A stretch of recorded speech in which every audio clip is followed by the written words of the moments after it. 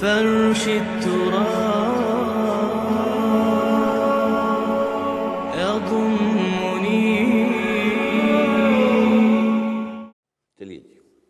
سود سے متعلق مجھے کویشچن کرنا تھا کہ اس میں ہم کلیئر نہیں ہیں کہ مطلب ہماری اکنامی بیسیکلی سود پہ انٹرسٹ پہ ڈپینڈنٹ ہے انحصار کرتی ہے سود کے اوپر انٹرسٹ کے اوپر اور اکنامی. لیکن جو بھی اسکالرس کہہ لیں وہ ابھی تک اس چیز پہ بلینک ہیں. وہ کوئی مساوی پیرالل اکانومی ابھی تک نہیں بنا سکے کسی بھی اسلامی ملک میں یا انڈیویجولی بھی. تو how can we as a individual avoid this interest? کسی بھی ملک میں جب تک کہ یہ سرمایہ دارانہ نظام بالکل ختم نہیں ہوگا کوئی آلٹرنیٹ نظام آ ہی نہیں سکتا. یہ نہیں ہے کہ آلٹرنیٹ نظام نہیں ہے. ایکویٹی کی بیسس کے اوپر سارا کام ہو سکتا. آپ پارٹنرشپ کی بنیاد پر کیجئے نا. آپ جو ہے پارٹنرشپ کی بنیاد پر آپ کام آگے چلائیے, مزاربت کی بنیاد پر چلائیے, چلتا ہے. لیکن چونکہ اس میں رسک رہتا ہے, عام آدمی رسک لینے کو تیار نہیں ہے. وہ کہتا ہے میری رقم برقرار بھی رہے اور اس پر مجھے ایک فکس دفعہ بھی ملے. اس لیے آپ ایک متبادل نظام اگر شروع بھی کر دیں تو کوئی آئے گا ہی نہیں ادھر. اس حوالے سے پہلی بات تو یہ ہے کہ یہ تو ہوگا آفٹر اے ٹوٹل ریولیوشن. ایک نظام کا یہاں پہ انقلاب لایا جائے, بدلا جائے, اور ایک پورا نظام, پولیٹیکل نظام بھی بالکل نیا بنے گا. جیسا کہ میں نے حوالہ دیا تھا, میری کتاب پڑھیے آپ, خلافت کی حقیقت اور اس کا نظام عصر حاضر میں کیا ہوگا, سیاسی کیا ہوگا, معاشی کیا ہوگا اور معاشرتی کیا ہوگا. تو یہ تو پورے ایک ٹوٹل ریولیوشن کے بغیر ممکن نہیں ہے کوئی آلٹرنیٹ نظام یہاں پر لے آنا. اور ہمارا جرم ہے, یہ بحیثیت مجموعی امت مسلمہ مجرم ہے اس کی کہ اس نے کہیں پر بھی اسلامی نظام پورا قائم کر کے دنیا کو دکھایا نہیں. یہ جرم ہے جس کی وجہ سے اس وقت ہم ذلت میں ہیں. ضربت علیہم الذلۃ والمسکنۃ وباؤوا بغضب من اللہ. اللہ کی طرف سے ذلت اور تھڑ دلا پن ہمارے اوپر مسلط کر دیا گیا. البتہ یہ ہے کہ بحالات موجودہ ایک شخص جو چاہتا ہے کہ وہ گناہ سے اپنے آپ کو بچائے, وہ کیا کرے؟ اب اس میں ہمیں فرق کرنا پڑے گا. ایک ہے ڈائریکٹ انوالومنٹ ان سود. کیا کہ آپ نے ایک رقم رکھوا دی ہے اور آپ اس کا جو ہے سود کھا رہے ہیں.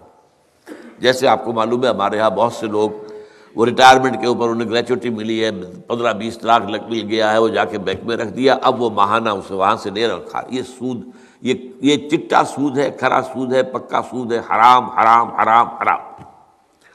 دوسرا یہ کہ آپ بینک سے رقم لیتے ہیں اپنی دکان بڑھانے کو, اپنی بلڈنگ اونچی کرنے کو, اپنے کاروبار کو وسعت دینے کو, اور وہاں سود دیتے, یہ بھی حرام حرام حرام حرام.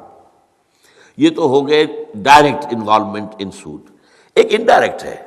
انڈائریکٹ جو آپ نے کہا پوری ہماری معیشت کا جو ہے نظام سود پر ہے, ہماری حکومت سود پر چل رہی ہے. اب ایک سرکاری ملازم وہاں سے تنخواہ لے رہا ہے, وہ براہ راست سود میں ملوث نہیں, انڈائریکٹلی تو ہے. انڈائریکٹ سود تو مجھ میں بھی جا رہا ہے, آپ میں بھی جا رہا ہے. اور حضور کی ایک حدیث یہ ہے کہ ایک وقت آئے گا کہ کوئی شخص سود سے اگر بچ بھی گیا تو سود کے غبار یا دھوئیں سے, دخان یا غبار سے نہیں بچ سکے گا. جیسے ہوا کے اندر ڈسٹ سسپینشن ہو جائے, آپ کو گردہ نظر آ رہا ہے ہوا کے اندر, اب آپ کیا کریں گے؟ ناک بند کر دیں گے, آپ سانس نہیں لیں گے. سانس تو آپ کو لینا ہے زندہ رہنے کے لیے, تو گردہ اندر جائے گا کہ نہیں جائے گا؟ یا اگر دھواں کہیں بھر گیا ہے اور کوئی بھاگنے کی جگہ بھی ابھی نظر نہیں آ رہی ہے تو کیا کریں گے؟ آپ سانس لینا بند کر دیں گے.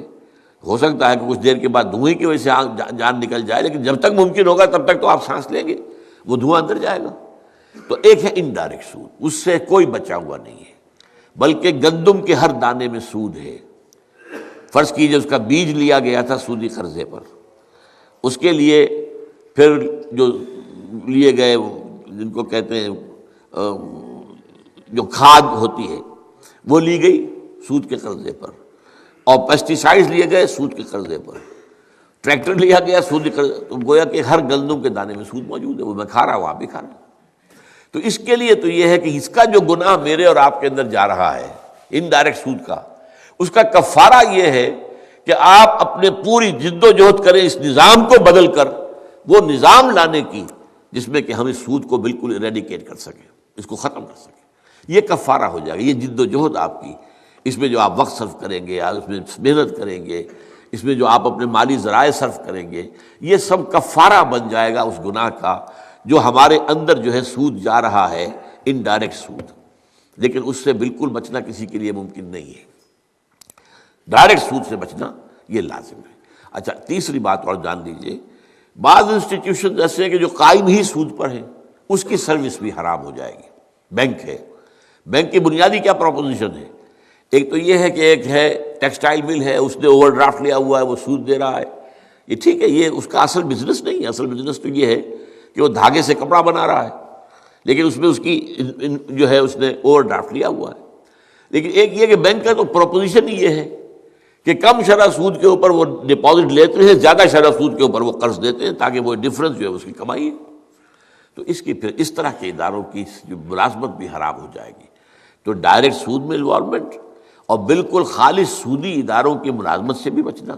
باقی یہ ہے کہ اس کے علاوہ انڈائریکٹ سود جو جا رہا ہے ہمارے اندر، اس کا کفارہ یہ ہے کہ اس نظام کو بدلنے کی کوشش کی جائے۔ هي الحلقات تحفظني بآيات من القرآن، هي الحلقات تملأني بحب المصطفى العدنان.